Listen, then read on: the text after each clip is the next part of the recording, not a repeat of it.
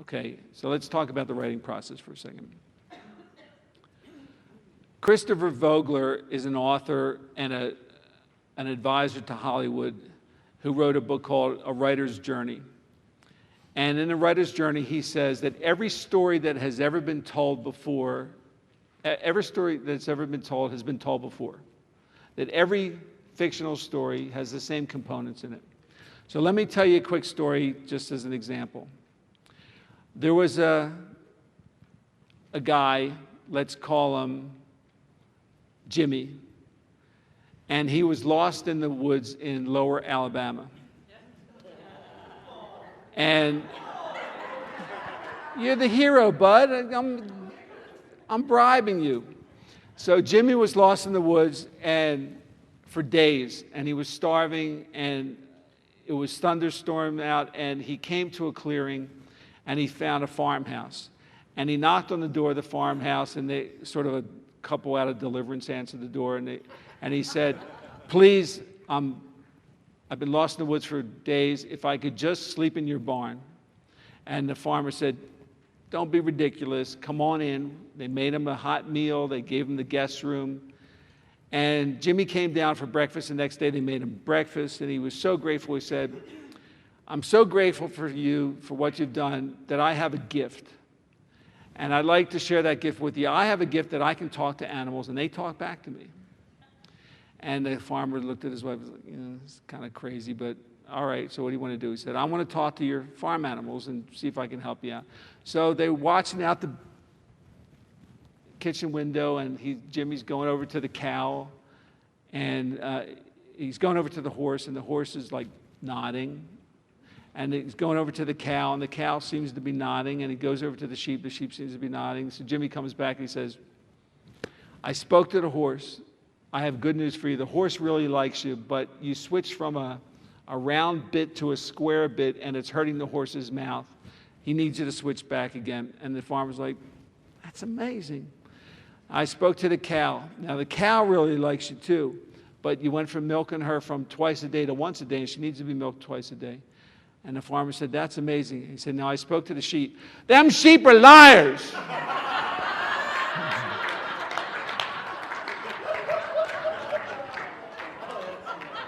So you didn't see that one coming. My wife is like totally embarrassed. So what do the stories have in common?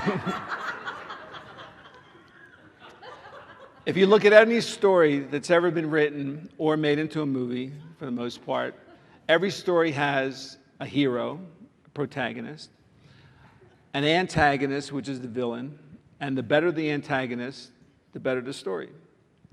Same thing for the hero.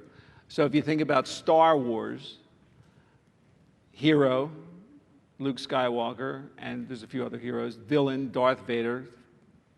The more powerful the villain, the more interesting the story. And you have a group of helper characters. And what Vogler does is he puts it in the equation of the Wizard of Oz. So in the Wizard of Oz, who's the hero? Dorothy. And who's the villain? The Wicked Witch of the West.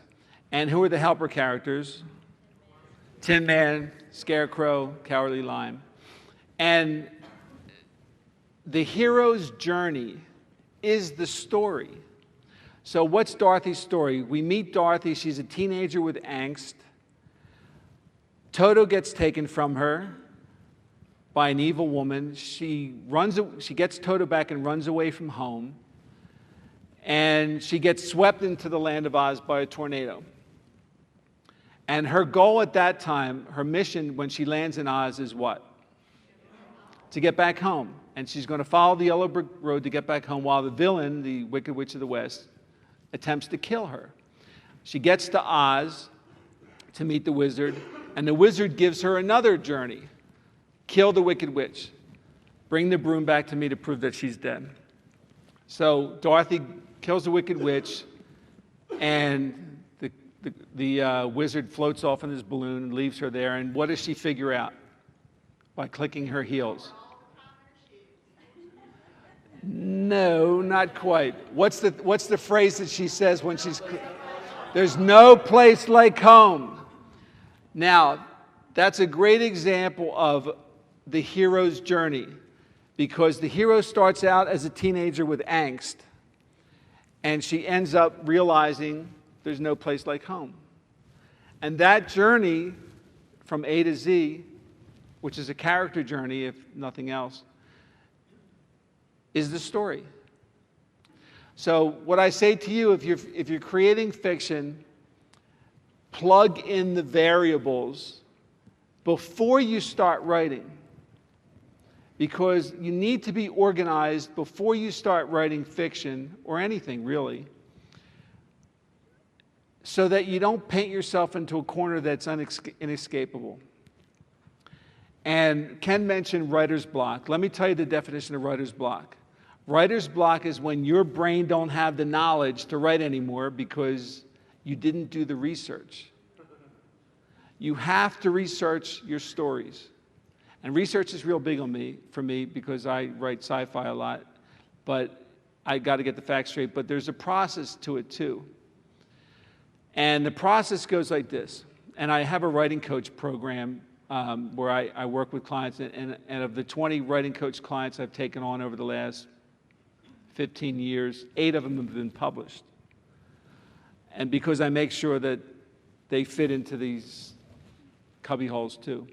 And the process begins with an idea. So let's talk about ideas for a second. Do you know have you ever heard the definition, the term high concept? High concept is being able to describe a story in as few words as possible. That's high concept. Meg was described by the LA Times as Jurassic Shark. If I say Jurassic Shark, you know what Meg's about. That's high concept. Dog Training the American Male. The title tells you what the story's about. That's high concept. You don't need a description for it. Domain was about the mind counter's doomsday prophecy that predicts humanity will end in the year 2012, and the only man who could save us has been diagnosed a paranoid schizophrenic, and he's locked up in an asylum. So that's the log line, if you will.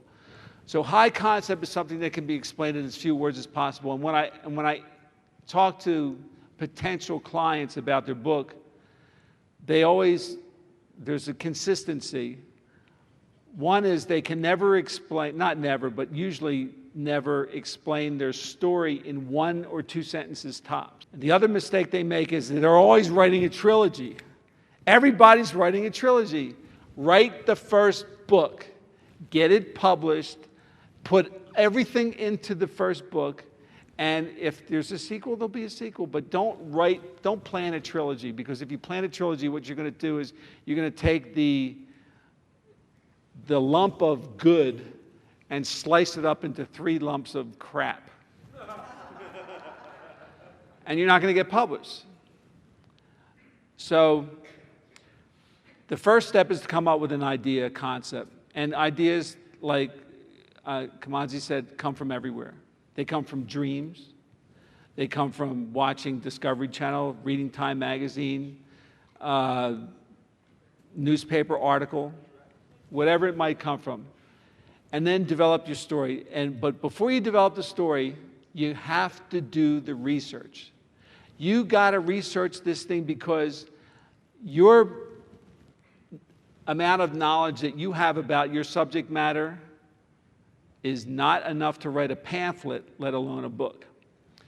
And there's no disgrace in that. You have to become not an expert in your field, but you have to become well-versed in it. And the reason that you do research, and the internet is such a great tool for it, is that it gives you information that you never knew existed. And all of a sudden, because what you're starting out with, you're creating a skeleton and you're putting flesh on it. And the flesh is the research. And no matter how much time you spend doing the research, you're accumulating information that's going to be compiled into the story that is going to serve as the next step, which is called the story beats. Story beats, let's take The Wizard of Oz. Story beats are just simplified beats of the story that sort of serve as a map. Wizard of Oz, beat number 1, we meet Dorothy. Beat number 2, Elvira Gulch takes Toto. Beat number 3, Toto returns. Beat number 4, Dorothy runs away. Beat number 5, she meets the Carney. Beat number 6, the tornado comes. Beat number 7, we're in the land of Oz. These are story beats that are like lining up dominoes to see if, and once they're lined up, if you push over the first domino, it should go all the way to the end of the story. And if it doesn't, your beat sheet needs work. And it's better to work on the beat sheet and get it right over a month or 2 months or whatever amount of time than start writing a story that the dominoes aren't lined up. Because when you are 2 months into a story or 100 pages into the story and the dominoes aren't lining up, 2 things happen. You get pissed off and you get lost. And you're lost in the woods like Jimmy was. Except you can't talk to the animals to get you out of there. And what happens is you quit. And I've met a lot of writers, because everybody wants to be a writer, but not everybody has the perseverance to sit down and write a book. And if you can just write a manuscript, even if you don't get it published, that's an accomplishment, because most people can't. And the reason, one of the major reasons that most people can't is because they never worked on a beat sheet. You get the beat sheet right, and it holds. It'll carry you through the story. Now, at that point, you want to create characters, and you want to create characters that have conflict. Because if there's no conflict between your characters, there's no story. Nobody wants to read, la, la, la, it was a sunny day, everybody had a good day, and day 2 started. It's boring. You have to create character conflict. You have to create a great protagonist, a great antagonist, helper characters along the way. And once you have the characters down, then you can write. If your beat sheet's good, you don't need to write a treatment, but it's not a bad idea to write a treatment just to see if you can get it flowing a little bit. But if you have a good beat sheet, it's not necessary. At that point, you're ready to start writing. And you start with a prologue or chapter 1. And chapter 1 has got to grab the reader. You got 1 chapter to grab a reader. And if you don't grab them in chapter 1, there ain't going to be no chapter 2. Now, if you grab them in chapter 1, the reader will allow you to develop the characters over chapter 2 and chapter 3 and chapter 4, but then you got to start hooking them back in. The opening chapter in Meg is we meet there's a scene on a prehistoric beach. Some vegetarian dinosaurs get chased by T-Rex into the water. T-Rex chases the dinosaurs into the water, and Meg eats the T-Rex. What that basically says is, screw you, Steven Spielberg, my monster is bigger than yours. And